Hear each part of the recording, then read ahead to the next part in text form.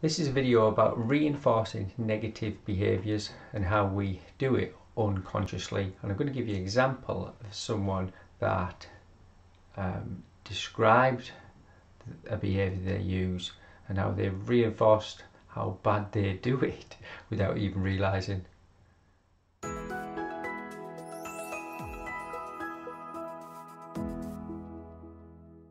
Hi, my name's Drew Coverdale. I'm a physiotherapist and I work with patients and helping them reverse the patterns creating their persistent pain. If you're interested in videos like this, then click on the like or subscribe and stay up to date with similar content. You can recover. So I'm going to describe how we reinforce negative behaviours without even realising that we're doing it. So nobody's doing this on purpose. Nobody puts themselves in persistent pain and actively on purpose reinforces everything that keeps them stuck, but they're doing it unconsciously. Now what that means is there's a process that's been followed that we use to reverse habits that people are using every day to keep their existing habits driving the pain.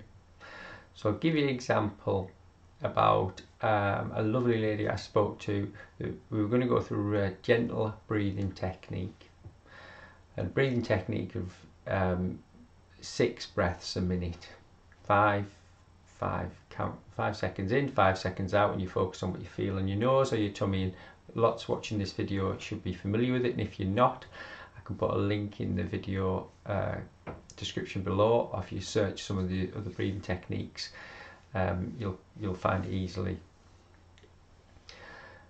And suggesting that we have a go at this technique as a mechanism of just calming the brain and body, straight away some automatic behaviours appeared, and the firing of those behaviours is so fast that it comes without conscious thought. So it's one comes straight after the other. There's no gap, there's no delay. So let me present what we did. So I'm going to do some are you happy to go through a little breathing exercise maybe for a couple of minutes? I'm no good at breathing. It gives me palpitations and it makes me feel anxious. Now this person's breathing at the time, so they're good enough to stay alive at breathing, but the prospect of this slowing down mechanism, that's a very different way to how they used to existing, if you like, is frightening to their unconscious brain. So it's an irrational statement. The person isn't irrational in themselves, but we all act irrationally in the presence of fear, instinctually. So we have to break that down a little bit. Is it okay if we just have 3 breaths? Oh yeah, three breaths is okay. Yeah, I can do 3 breaths. So now you actually, there's less fear about 3 breaths at 2 minutes to the unconscious brain. So consciously you can actually look at those fears and calm them down yourself. But there's 3 things present in these unconscious patterns, and that's the task is the breathing, and it's bracketed by a behaviour before, a behaviour during, and a behaviour following that keeps the person stuck in the old behaviour. So what was the behaviour before? Sorry, what was the thought that became before the actual breathing? So it's, I'm no good at breathing. So that's a statement before you do it that motivates the brain enough to negatively anticipate the behaviour. Now remember, with habits we're looking to positively anticipate the behaviour to release dopamine, but if you negatively anticipate the behaviour, it releases dopamine.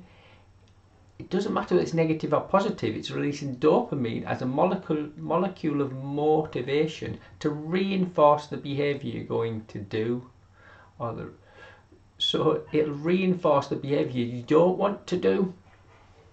I'm no good at breathing is a release of dopamine before the prospect of breathing slowly. So it's stopping the brain even attempting it. If you happen to start it, there's a feeling during it that releases motivation to stop it. It gives me palpitations, so that's the middle part of it. The end of it, to remind the brain never to do it again, is it gives me anxiety. So this is task bracketing. The task is the breathing, but it's been bracketed by a negatively motivating thought before you've even started.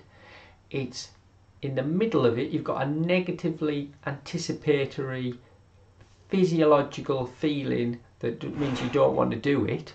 And at the end of it, you've got a physiological state of anxiety. It means don't go through that procedure, or this is how you'll feel. Now, once that's been done a few times in a highly charged emotional state, you'll only have to think about doing it, and the 3 statements will pop up. And actually, the lady recoiled from the camera. I'm no good at breathing. It gives me palpitations, and I feel a sense of anxiety afterwards, or words to that effect. Now, this isn't a criticism of her at all. She did amazingly well, but I had to present it in a smaller way. I said, will you do it with me or watch me first? And I went through 3 breaths so you could see that I could survive that moment doing it safely. And I'm almost talking to an unconscious brain at the same time as a conscious mind. They're both active at the same time. You don't switch one on and one off. It's all relative terms as which one's dominant. But can you see how that task of breathing calmly is already bracketed with motivation to not do it before, during and after? So we have to replace the breathing not with negatively anticipatory activities, but with positively looking forward to it. So we did the process and said 3 breaths, will that be okay? Yeah, that could be okay. So she starts to positively reaffirm that, yeah, it's going to be okay. It's only 3, I can do that. As we did it, I said, let your mind do what it's doing. And focus on, don't notice your heart beating. Just let your mind do its thing. So there's no pressure to stop the brain doing its wandering. But we're going to focus on your breath or your nose and just listen to my voice now. I'm going to count, and it's only going to be 3 breaths. It's only going to be 3 breaths. And so that was reinforced as we did it. Now, because we did quite well, we did about a couple of minutes.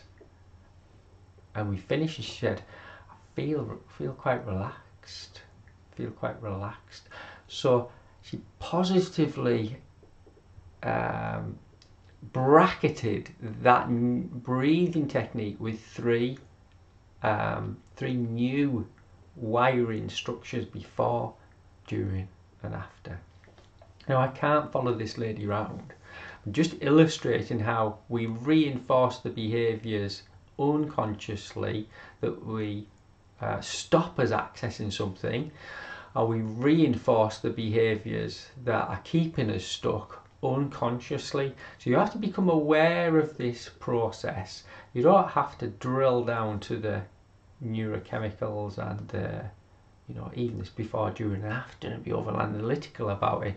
But if you are aware, and you can maybe look at some of your patterns of behaviour that you catch yourself when you've finished doing it, then you can start to re-engineer those processes.